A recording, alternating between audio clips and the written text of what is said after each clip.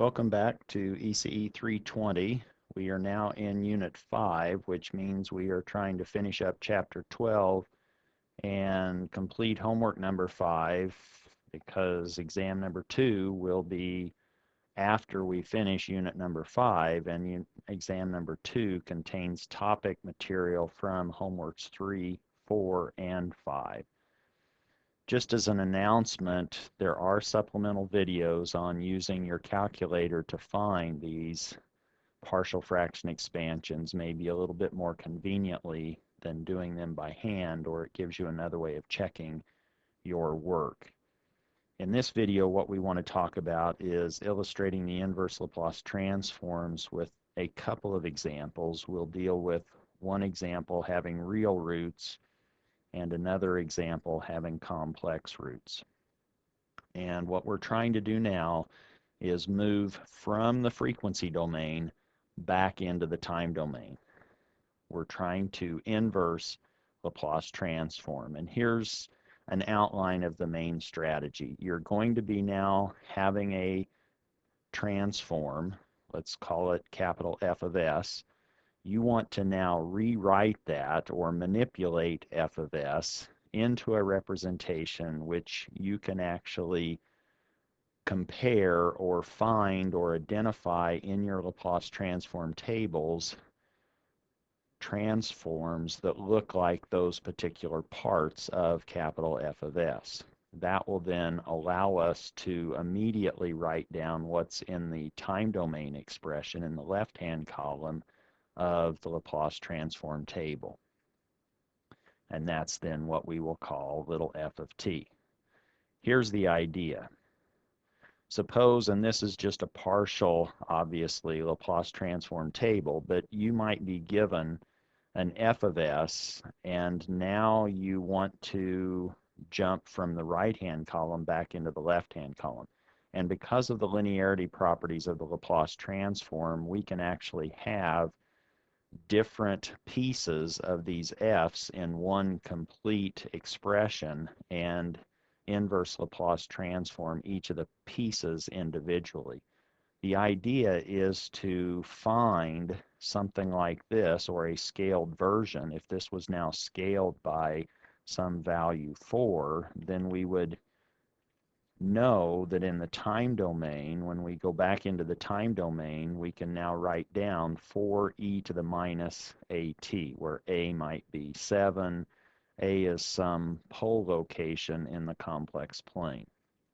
Or maybe we have complex roots in our transform, then we would be looking to try to see, do we have a structure that we can identify as s plus a over s plus a squared plus omega squared. If we can, then we can immediately match up the time domain expression in the left-hand column of our Laplace transform table. Let's now illustrate this via an example that has distinct poles. That means that the denominator has been factored into roots that only occur once. They are distinct, and in this particular example, those roots or values of s that cause the denominator to vanish are real numbers. So this is distinct roots. We have a pole at s equal minus 1, and we have a pole at s equal to minus 2, and they are distinct or simple. In this case, what we're trying to do is now we want to rewrite this into a form that looks like the first row in the hypothetical table up above. We now want to say, oh, this looks like something a over s plus 1 plus a b over s plus 2. And it's our goal now, this is now the partial fraction expansion.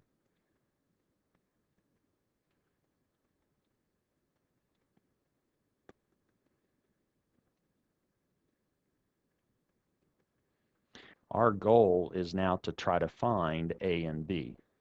And you may be given this transform with the denominator factored, or you might actually see this unfactored, and I might give it to you as s squared plus 3s plus 2. The first thing you'll want to do is actually determine, can this particular quadratic be factored into real factors, or is it associated with complex roots or values of s that are complex that cause that expression to vanish. And what we want to do now is find this structure. We want to find A and we want to find B. If we have found those, then the structure of the time domain answer we already know. Now it's going to actually be A e to the minus t plus B e to the minus 2t for t greater than or equal to 0. Again, we're dealing with one-sided Laplace transforms or time domain waveforms that are defined for non-negative values of t. If I ask you then on an exam for the structure of v sub c of t, I'm not wanting you to compute a and b explicitly. I simply want to see, can you identify this structure of 1 over s plus 1 and 1 over s plus 2 in the partial fraction expansion and associate those with some amount of that term or mode, and that amount in this case is A or B, and you could then immediately write down, once you factored it in the partial fraction expansion, you can now identify this structure of v sub c of t, where this 1 right here is giving rise to the minus 1, since in this particular case, the value of s that causes that to vanish is s equal minus 1. And in this case, s equal minus 2 is what you will see in the denominator, and that gives us our structure. And what we want to do now is identify or find these partial fraction expansion coefficients,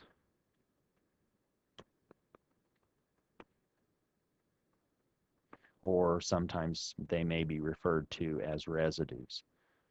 Let's do it using one particular approach, and this approach you might see, or it might be labeled as the Heaviside cover-up method. But now what we want to do is a strategy to find the exact expression for v sub c of t, more than just the structure. Now we're trying to find A and B explicitly. And what we will do in this cover-up method is, if we want to now find A, find its denominator, which is s plus 1. Let's multiply both sides of this equality through by s plus 1. And on the left, we see then that we have 4s plus 1 multiplying by s plus 1. That factor gets canceled, and we're left with just the s plus 2 factor on the left.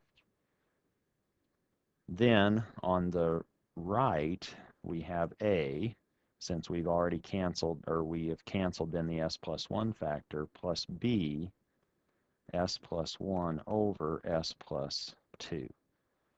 And what we want to do now is evaluate this at s equal to minus 1.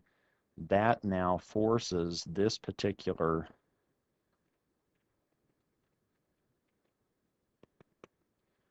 term to go away, and the cover-up method really now says, oh, A is going to be s plus 1 times the original transform, f sub c of s, evaluated at s equal to minus 1, which gives rise to that term on the left-hand side. We now have s plus 1, 4s plus 1 over s plus 1, s plus 2.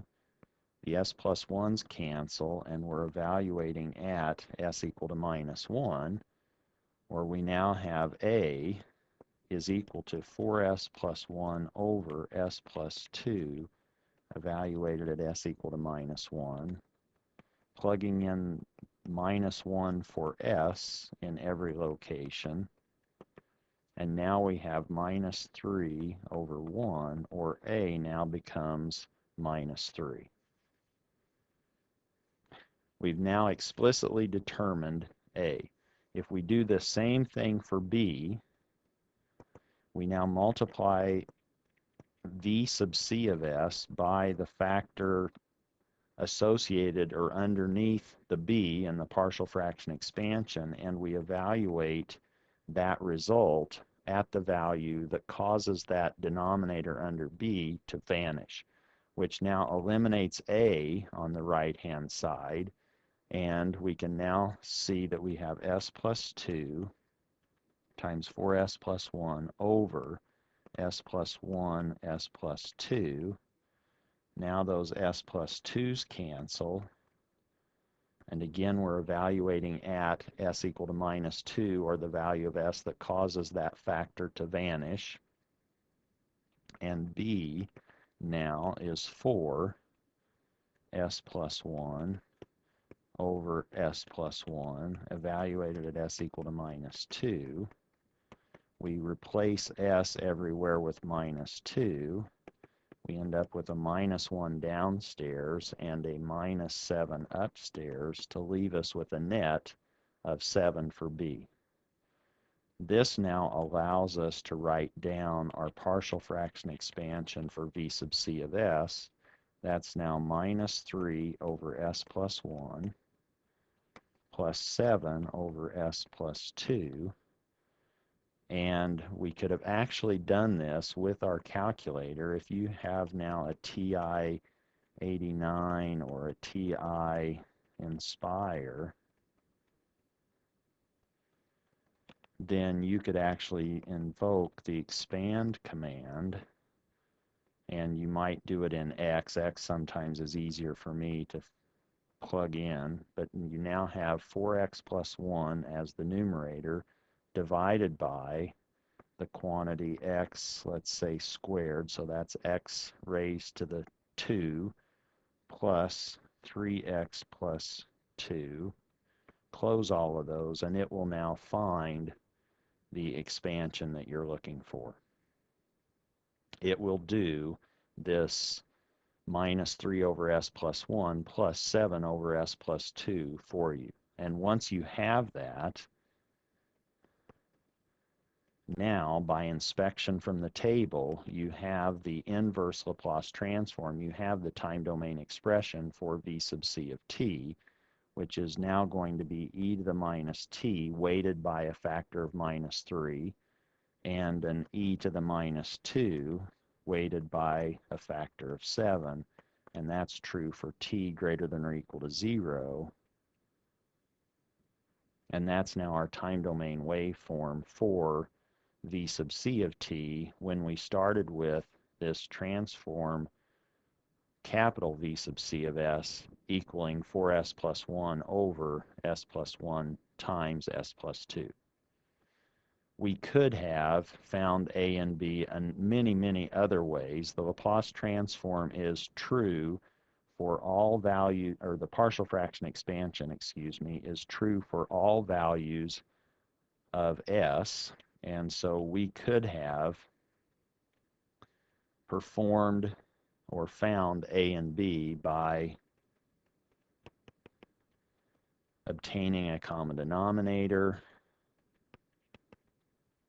and we'll illustrate that in subsequent videos.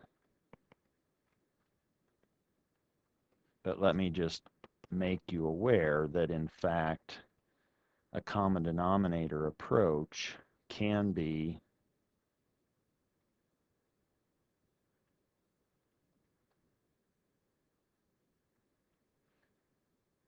used to try to identify these unknown coefficients in our partial fraction expansion, A and B. Let's look at another example. This now involves complex poles, and we have a quadratic. That means that we just have two complex poles. Since we have real coefficients, those complex poles will occur in conjugate pairs, and in this particular case, or in all cases, we want to key in on the denominator polynomial.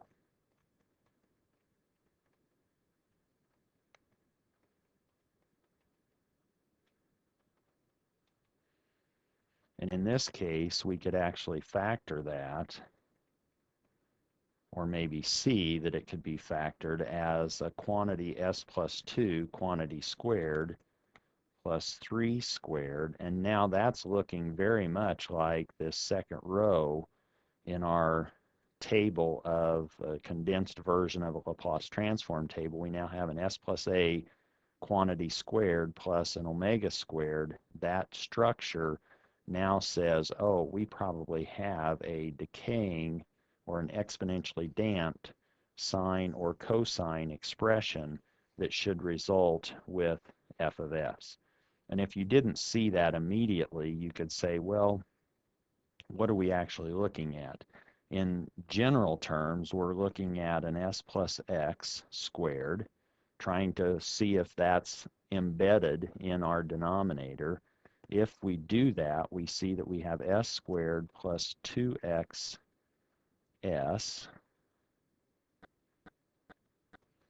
plus x squared. We're not focusing on the x squared initially, but initially what we are focusing on is trying to match up this coefficient with the number in our given denominator expression. In our particular case, if we look at the example, our coefficient on the power of, or the linear power in the denominator, or the coefficient of s, it's 4. Now we say, oh, 2x is equal to 4, or x is equal to 2. And now that says that we want to, in our particular case, be looking at s squared plus 4s plus 2 squared, or 4, embedded in this expression s squared plus 4s plus 13.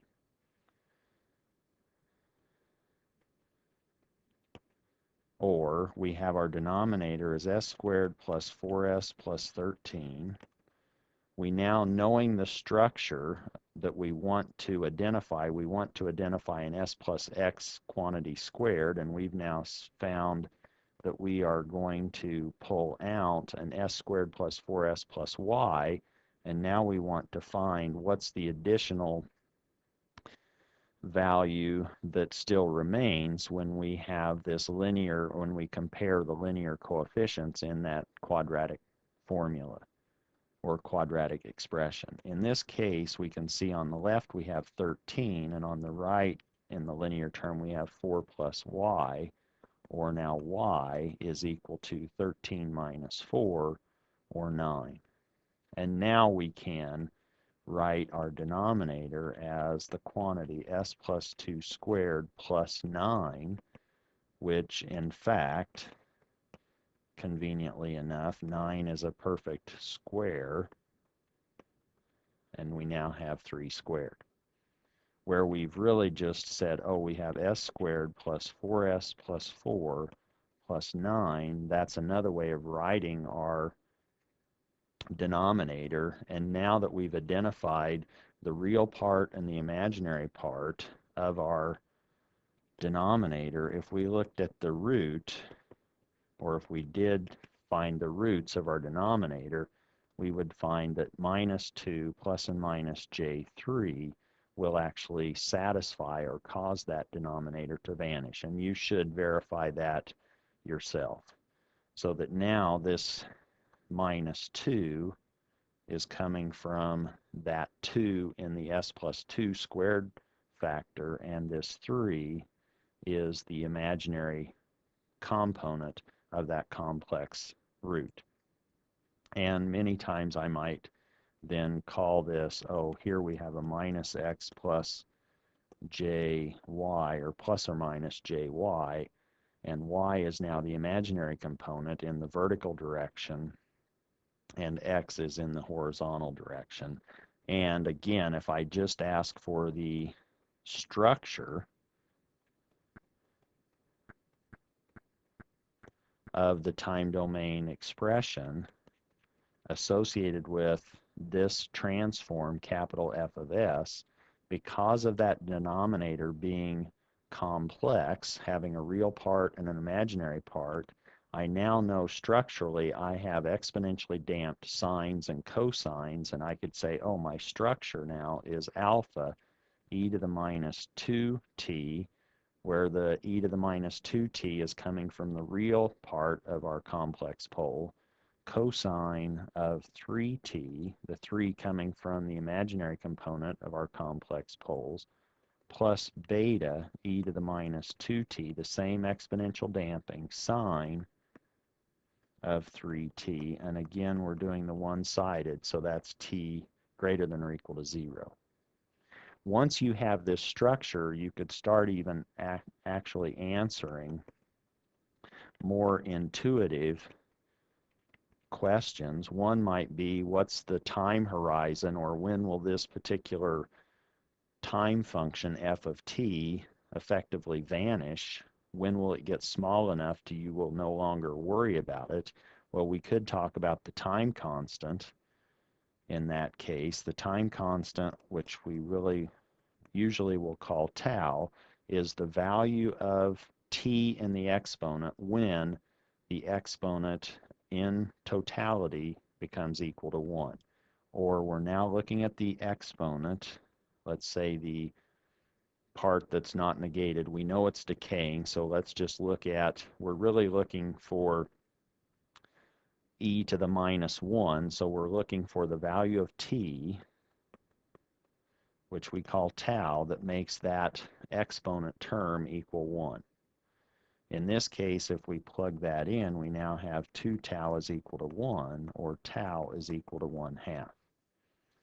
And we will learn then that in 5 time constants, or 5 tau, that now gives us e to the minus, when t is equal to 5 tau, we now have e to the minus 5, which is very small, and that's going to be negligible. This is now less than 1% of our initial value that we started with.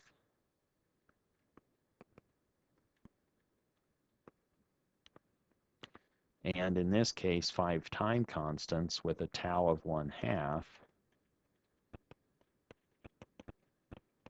we now have to wait 5/2 units of time, or 2.5 seconds. And at that point, we basically say, oh, our response has now disappeared. So it's not very long when we have poles at -2 plus and minus j3. We now have to wait 2.5 seconds in order for that term, or those terms with that amount of decay, to disappear or vanish. Let's now look at finding. We've now looked at the structure, but let's go ahead and find the actual time domain expression for associated with capital F of S. We started with 3s, and we factored the denominator. Now what we want to do, let's do another approach, and here is where we will try to match up the terms that we anticipate seeing in our partial fraction expansion, and at the same time keeping our calculations using real numbers. Or we now have 3s over s plus 2 squared plus 3 squared, and we know that now we could have exponentially damped sines and exponentially damped cosines, and we don't know which ones we're going to have, so let's just assume that we have a piece of each one. The cosine piece now has s plus 2 in its numerator. The denominator is the same. And the sine, the exponentially damped sine piece, has the imaginary component in the numerator, or a constant, which in this case is 3, but the same denominator, and we want to know what fractional piece of the exponentially damped sine wave do we have. Now this allows us to generate our structure, but if we find alpha and beta, we can immediately find the time domain expression for f of t. What we will now do, if you see what we have, the denominators are all the same. So now let's just equate the coefficients in the numerator and solve for the unknown constants, which in this case are alpha and beta.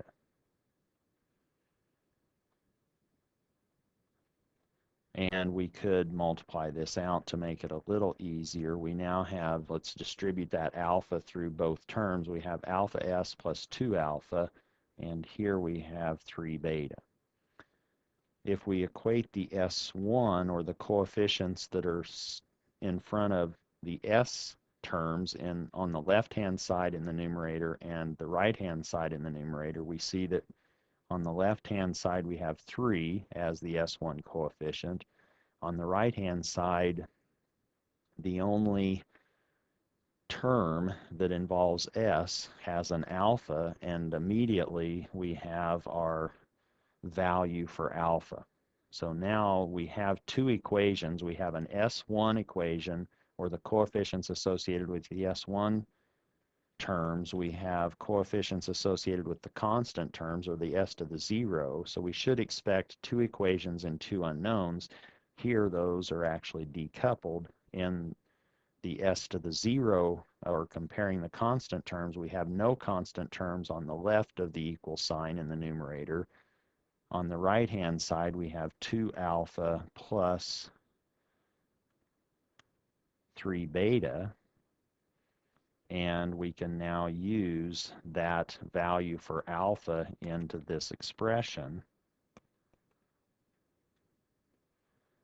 And solving now for beta, we see that we end up with beta needing to equal -2.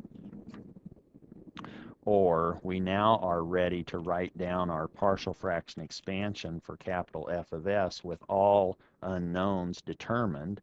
We had alpha of 3, and that was associated with the exponentially damped cosine transform. And we had a -2 scaling the exponentially damped sine transform. Or by inspection, we can now write down what the time domain expression for capital F of s is. We have 3, which is coming from that term, scaling the exponentially damped cosine. The exponential damping is influenced by the real part, which is -2. The frequency of oscillation of our cosine is determined by the imaginary component, which is 3, and then we have -2 weighting the exponentially damped. The exponential damping is the same because we have the s plus 2 squared factors in both denominators, sine of 3t, and again that's t greater than or equal to 0.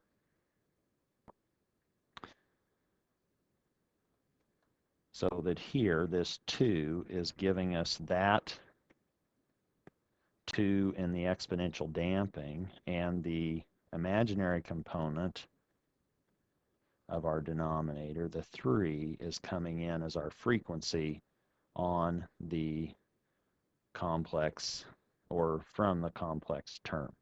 And we could also write this as e to the -2t, 3 cosine of 3t, by factoring out the common exponential damping, -2 sine of 3t. And we could say, oh, let's just switch that on using our unit step, and this is exactly the same expression as I've indicated in blue above, but this is now the Laplace transform, inverse Laplace transform of our f of s, capital F of s, that involved complex roots.